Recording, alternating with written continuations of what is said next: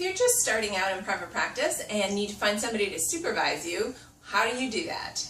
Today, my answer in Ask Jennifer.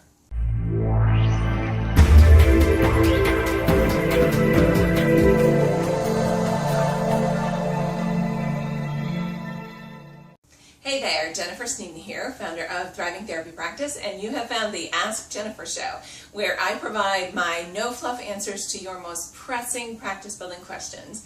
And today's question comes to us from Denise Simpson, and she says she is just starting out in private practice. She needs to get supervised for 2 years. Most of us went through that.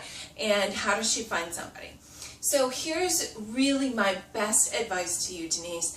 I think you need to find a supervisor that is already in private practice. Now, they're going to be giving you clinical supervision, and that's what you really need. You really want the best clinical supervision, but you also want somebody who gets what it's like to be in private practice. I'm not saying that they're going to give you marketing advice or they're going to be coaching you on building your practice, but the mentality is going to be the same as what you're trying to foster. So I think you need to be really careful, and you need to find somebody that knows the world of private practice, because it's very different than academia and it's very different than agency work. My best suggestion to you would be to go look in your area online. Go look online for who does the kind of work that you want to do. If you're a Gottman therapist, who's doing Gottman work in your area? If you're a I just drew a blank. Let's say you work with borderlines. Who's treating borderlines in your area? You do EMDR. Who's doing EMDR in your area?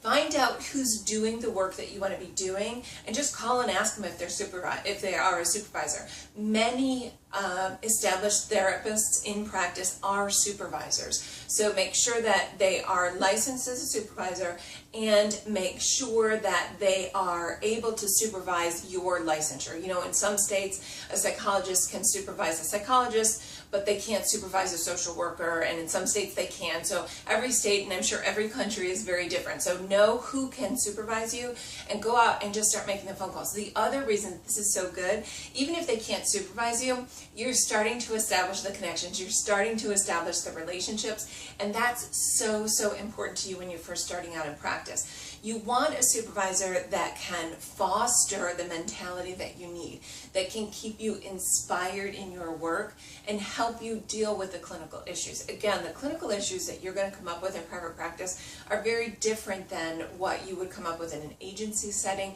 or even like in a training clinic at a university, which is why I really believe that you need to look for somebody that is already in private practice and does supervision at the same time.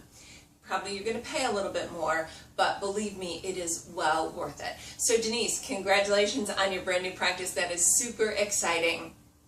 And go find a great supervisor. Thank you for your question. Anybody else who has a question for the Ask Jennifer show, feel free to message me at the link that I've provided you, and I will consider you for a future episode. Thanks, guys.